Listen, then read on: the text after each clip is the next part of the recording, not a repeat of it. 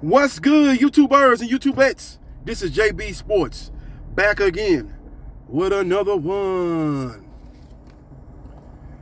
WBC interim heavyweight champion, Dillian Whyte. Remember, he stole that nickname off of Adrian the Problem Broner. Adrian went from the Can Man to the Problem, so I guess that gave Dillian Whyte license to steal his nickname. But anyway, he had a fight upcoming on October 30th against 20th ranked in the WBC, Otto Wallin. That fight was supposed to take place October 30th in London. It was going to be on the Zone, in the O2 Arena was going to be the venue.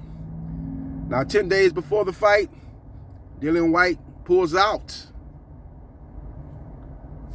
So Dillian Whyte got stage fright and pulled out of the fight for October 30th with a mysterious shoulder injury. And if you believe his shoulder is actually messed up and preventing him from fighting Otto Wallin,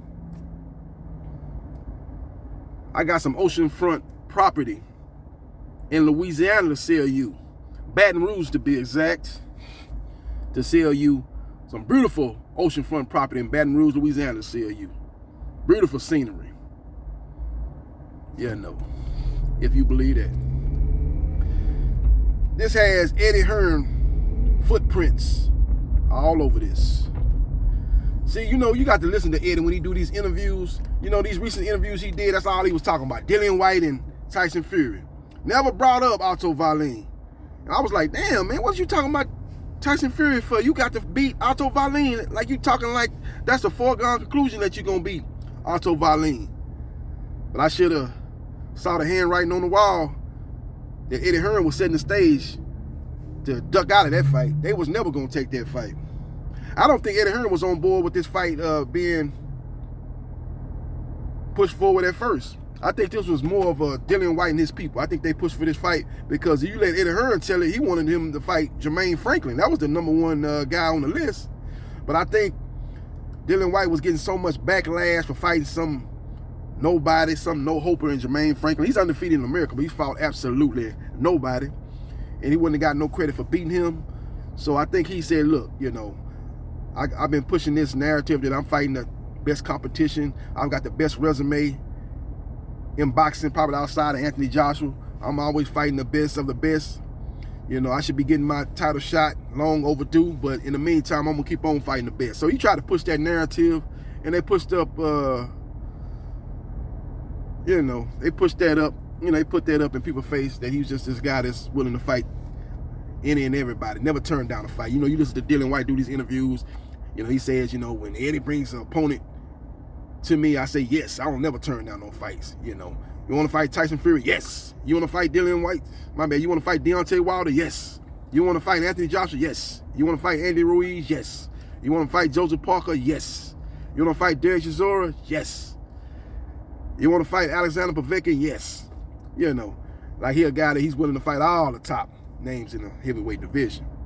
And I think it was more of his team pushing that, and Eddie went along with it because he knows that Dillian Whyte is a pay-per-view fight over there in the UK, and they can't really put him in there against anybody. Jermaine Franklin will not sell over there in the UK. You know, he's a guy that's a domestic UK pay-per-view star over there. As far as he does good numbers over there, you know, as far as pay-per-views, he's basically the second draw behind Anthony Joshua under Matchroom Boxing. Now, he's not actually signed to Matchroom Boxing. He's on a fight-by-fight basis with Matchroom Boxing, but he's closely aligned to Eddie Hearn. And basically, Eddie Hearn got him up under his thumb just like he got Anthony Joshua up under his thumb. Wherever Eddie wants them to fight, that's who they going to fight. Damn who they want to, what they think about who they should fight. It's all about what Eddie wants. Now, I think Dillian Whyte's got a little bit more rebel in him, so he probably said, nah, I don't want to fight no Jermaine Franklin. I ain't going to get no credit. You know, I want to still push forward with fighting these top names in the heavyweight division until I get my opportunity for the WBC title. And I think Eddie Hearn reluctantly went along with that, and he needed a name over there to sell that fight over there with the UK pay-per-view. So they went along with the Otto Wallin fight. But I think when Eddie really thought about it, he was like, nah, it's just too dangerous of a fight. high risk, low reward. So that's why they came up with this shoulder injury. The shoulder injury is bogus. The shoulder injury is a mirage. The shoulder injury is smoke and mirrors. The shoulder injury is propaganda. He ain't hurt, ladies and gentlemen. If you believe that, you believe in a tooth fairy. You believe in the Loch Ness monster. You believe in UFOs. You know, you believe in all that. You believe in all that crazy stuff over there. You know, all that stuff. You believe in all that. You one of them guys that like to believe in stuff like that, man. You's a conspiracy theorist at heart, and that's what you believe. But I'm here to tell you right now that it's bogus. The man is not hurt. The man is ducking out of the fight because he sees a big opportunity on the horizon with WBC and Lineal and Ring Magazine heavyweight champion Tyson, the Gypsy King Fury. That's why he pulled out of the fight. Ain't got nothing to do with no shoulder being hurt. His shoulder's not hurt. It is what it is, but Eddie Hearn is trying to set the stage. They want to put that fight over there in the UK, Fury and Whyte. It's a damn shame that Otto Wallin wasted the whole camp getting ready for this fight. Hopefully he contact Al Heyman and PBC, and hopefully they maybe can put him on, set him up with a fight before the year's out. You know, you got Gervonta Tank Davis doing a pay-per-view card. I think Luis King Kong Ortiz is actually on that card. Maybe Otto Wallin can fight Luis King Kong Ortiz as a co-main event for Gervonta Tank Davis and Rolly Romero. You know, maybe they can put him on. I don't know what's going on. So it is what it is. It is what it is, man. You got a big accident right here, man. You got a train coming, man. People honking, man. You better get off that track. All I can tell you, you're going to hear a lot of noise, man. You got a little train coming, man. You're going to really mess this video up, man. Loud ass train. It is what it is.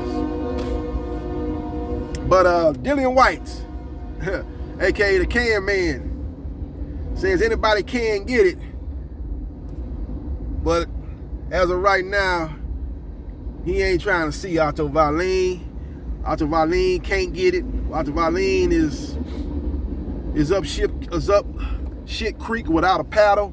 He need a dance partner. So if I'm him, I get on the phone with Al Heyman and try to get the Luis King Kong Ortiz fight. He's fighting in the co-main event on the Gervonta Tank Davis Rolly Romero card that's going to take place December 5th in the Staples Center in Los Angeles, California, I-8. Now I'm hearing that the opponent that they're trying to set up for Luis King Kong Ortiz is Chris Arreola. Chris Arreola is a guy that's from that area, from Oxnard, California, I-8, so he'll be able to bring some people out for that fight, and that'll help the overall gate for the fight between Davis and Romero. And I'm thinking that's the fight, that's the opponent they're pushing forward. But Otto Wallin, if Chris Arreola prices himself out, and maybe it's a little bit too expensive for that card, because he's been in his last fight was a headlining on the pay-per-view with Andy Ruiz. So if he's pricing himself out, maybe Otto Wallin can step in his place and get a fight with Luis King Kong Ortiz, and then his whole training camp will not go to waste. So we will see what happens, and we will see what transpires. But Eddie Hearn, man, I should have peeped game on him, man. He was doing his interview, and he was just talking about, man, yeah, WBC need to do the right thing, you know, and make Dillian Whyte the mandatory. He's been waiting 465 days, and he still hasn't got his opportunity for the WBC title.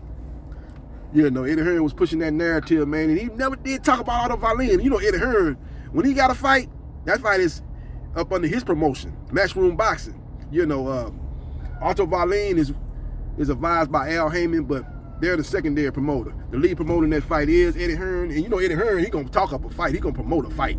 He gonna talk about a fight. He gonna make a mediocre fight look like it's the greatest fight in boxing history. So he gonna pump up a fight. He never talked about that fight. I was like, damn, why is you talking about Dillian Whyte and Tyson Fury, and you ain't talking about this good matchup? This is probably the best matchup you can make outside of the champions facing off against each other in the heavyweight division. Otto Wallin versus Dillian Whyte. Both of those guys, to me, both of those guys are in the top 7, top 8 in the heavyweight division, and that's a good matchup. But Eddie Hearn never talked about that fight, and there was a reason why. He never wanted to fight. He reluctantly went along with the fight, but he was always in the back of his mind, hey man, we need to get out of this fight, man. We got a lucrative opportunity to take on Tyson Fury. This fight would do big numbers over here in the UK. Let's get out of this fight, man. You know, you already, you know, ducked it. You already was able to rehabilitate your status as WBC mandatory contender when you lost to Alexander Povetkin and then you beat him in a rematch. We don't want to chance this twice. You could lose to Otto Wallin.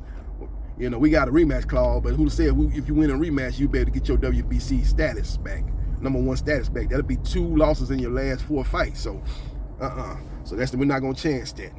The risk does not outweigh the rewards. So we will see what happens. We will see what transpires. But that's the latest and the greatest in boxing. Dillian Whyte, interim WBC heavyweight champion, has pulled out of the Otto Wallin fight that was going to take place October 30th in the UK at the O2 Arena. He has pulled out of that fight with a shoulder injury. I would like to see Dillian Whyte to quiet his critics and quiet me. I'll be the first person to come on this video and say, okay, he do have a shoulder injury. Because the shoulder injury is easy to say because you got different degrees and different severities of a shoulder injury. So it's something that you can't really, you can say your shoulder is messed up and somebody can do an x-ray and it might not come up. It's not, because it's easy to say you got a bad shoulder, you know, and there's a lot of times that stuff won't even show up on the x-ray. Now you do these MRIs, now they'll show up on that. Do an MRI on your shoulder and let's find out what's really going on with your shoulder. What kind of shape your shoulder's really in. If it's bad off, it's gonna let you know. If it's a moderate, it's gonna let you know. If it's very, slight, it's got some slight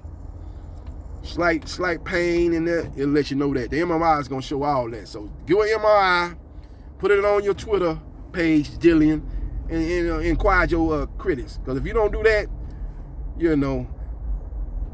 you're gonna lead more critics to believe that you pulled out this fight because you're trying to chase a big opportunity with Tyson the Gypsy King Fury, and your shoulder injury is nothing but a ruse. Let me know your thoughts about Dillian Whyte pulling out of the Otto Wallin fight, and let me know your thoughts about the potential matchup with Dillian Whyte versus Tyson Fury over there in the UK.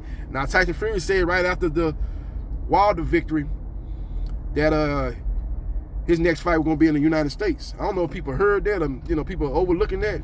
He says, I'm fighting in the U.S. I'm a big star here in the U.S. I'm basically a U.S. transplant. You know what I'm saying? I'm basically the great white hope over here in the U.S. And my next fight is over here in the U.K. I have expanded my brand over here in the U.K. I've become a bigger star fighting over here in the United States. Fought Wilder 3 times, fought Otto Wallin. I've become a big star over here. I'm fighting in Vegas. I'm fighting off the Strip. I'm a big star. I'm the Gypsy King. I'm a traveling man anyway. And he basically said his next fight will be in the UK. Now, Dillian Whyte versus Tyson Fury really won't make no sense over here in the United States because Dillian Whyte ain't got no name over here in the United States. Now, Tyson Fury got a name, but you would want to kind of maximize that fight, and that fight does better numbers over there in the UK, in my opinion. But I'm just going by what Tyson Fury said after the fight. He said his next fight going to be in the US, and he plans to keep fighting in the US. He don't believe in fighting anywhere else in the foreseeable future. That's what Tyson Fury said. Now, we'll see what the Bob Arum says and Frank Warren says, once that fight comes to fruition. So let me know your thoughts about Tyson Fury and Dillian Whyte. Do you believe the fight should be in the UK, or do you believe the fight should be here in the good old USA? Let me know your thoughts and subscribe to JB Sports, the man, the myth, the legend, and I holla.